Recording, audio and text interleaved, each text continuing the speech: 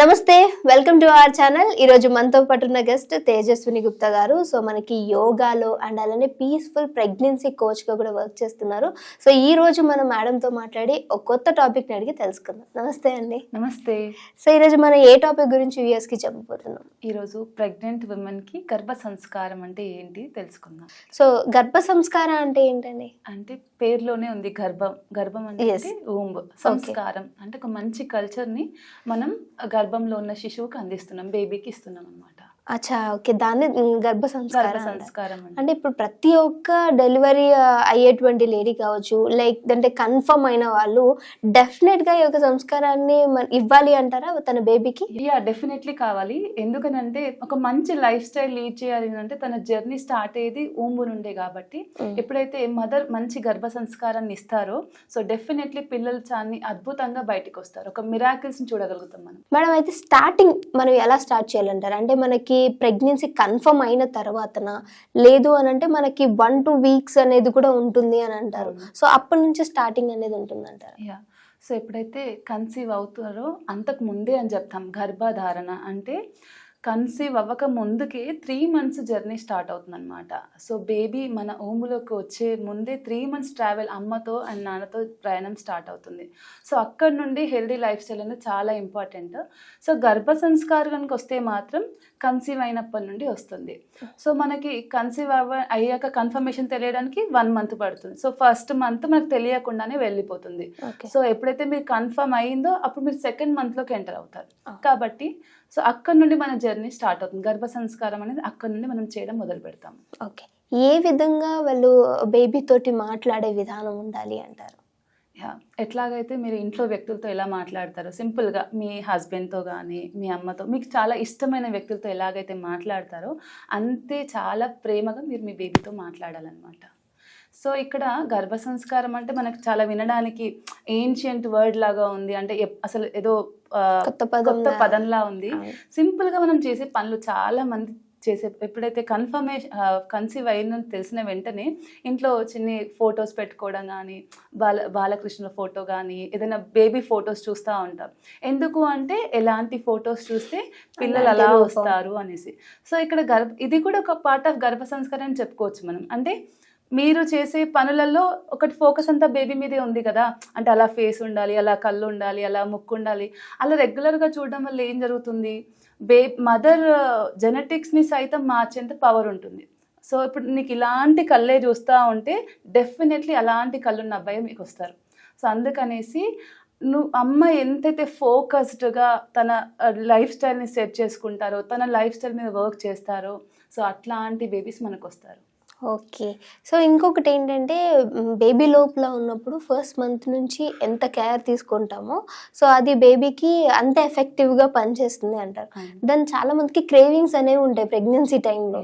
So for ఎగ్జాంపుల్గా pizza తినాలనిపిస్తుంది అనుకోండి, బట్ అది హెల్త్కి మంచిది కాదు. కానీ తినాలంటే పెద్దవాళ్ళు కూడా అదే చెప్తారు, ఎస్ తినేయాలి, లేదంటే బేబీ ఏదో ఒక లోపంతో పుడతారు అంటారు. Is it true? ట్రూ అంటే చూడండి, ఇప్పుడు పిజ్జా అనేది దేంతో చేస్తాం, మైదా పిండితో చేస్తాం. సో మైదా పిండి ఈజ్ ఈక్వల్ టు పాయిజన్ అని క్లియర్గా చెప్పుకోవచ్చు మనం.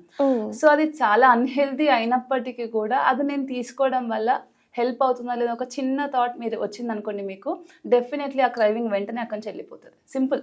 ఇప్పుడు ఏదైనా సరే క్రేవింగ్ ఉంది, లేదు అంత ఆలోచించినా కూడా నాకు చాలా తినాలనిపిస్తుంది అనుకోండి, ఒక్క బైట్ తీసుకోండి. ఒక బైట్ తీసుకొని మీ హ్యాండ్స్ అట్లా ఎవరైతే ప్రెగ్నెంట్ ఉమెన్ ఉన్నారో మీ స్టమక్ మీద పెట్టుకొని కళ్ళు మూసుకొని మీ బేబీకి చెప్పండి, ఇది తినడం వల్ల నీ హెల్త్కి నా హెల్త్కి ఎటువంటి ఉపయోగం లేదు, సో నేను దీన్ని అవాయిడ్ చేస్తున్నాను అని చెప్పండి. సో ఇక్కడ ఫుడ్ విషయానికి వస్తే న్యాచురల్ హోమ్లీ ఫుడ్ అలాగే సాత్విక ఆహారం తీసుకోవడం వల్ల బాడీ యాక్టివ్గా ఉంటుంది. మీరే చూడండి, చాలా ఫ్రూట్స్ వెజిటబుల్స్ తీసుకున్నప్పుడు మీరు చాలా యాక్టివ్గా ఉండగలుగుతారు.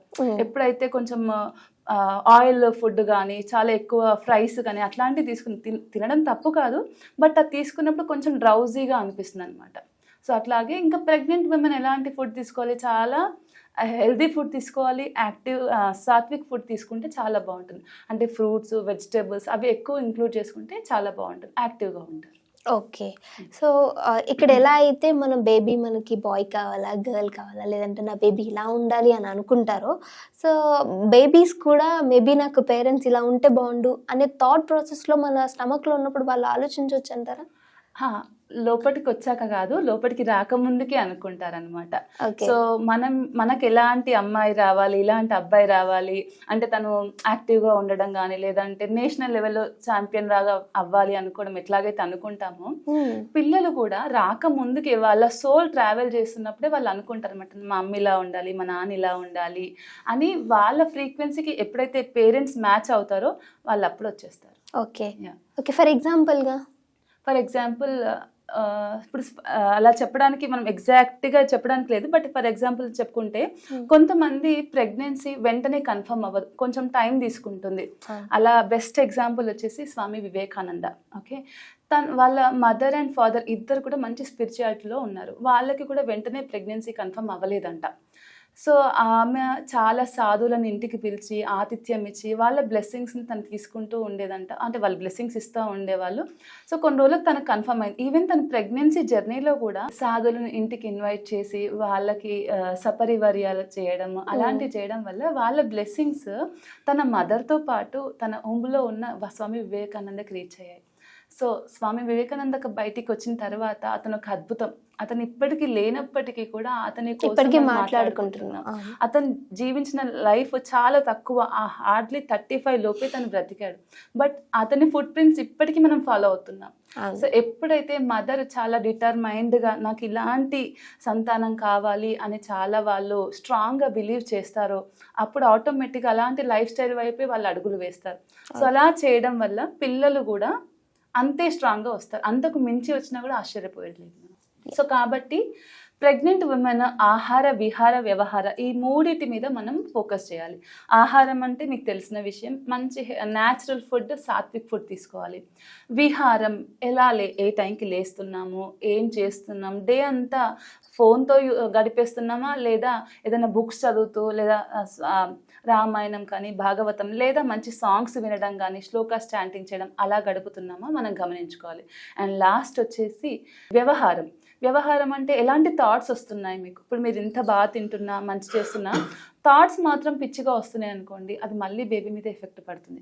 మీరు తీసుకుంటున్న శ్వాస ఎలాగైతే బేబీకి రీచ్ అవుతుందో మీరు ఆలోచిస్తున్న ప్రతి ఒక్క ఆలోచన కూడా బేబీకి రీచ్ అవుతుంది. కాబట్టి సో ప్రతిదీ నన్ను ఎవరో అబ్జర్వ్ చేస్తున్నారు అన్నప్పుడు మనం ఎలాగైతే అలర్ట్ అవుతామో ఇక్కడ కూడా అలర్ట్ అని కాకుండా నేను ఇలాంటి మంచి పనులు చేయడం వల్ల నా బేబీ కూడా మంచిగా ఉంటారని ఒక మంచి భావంతో మనం చేయాలి.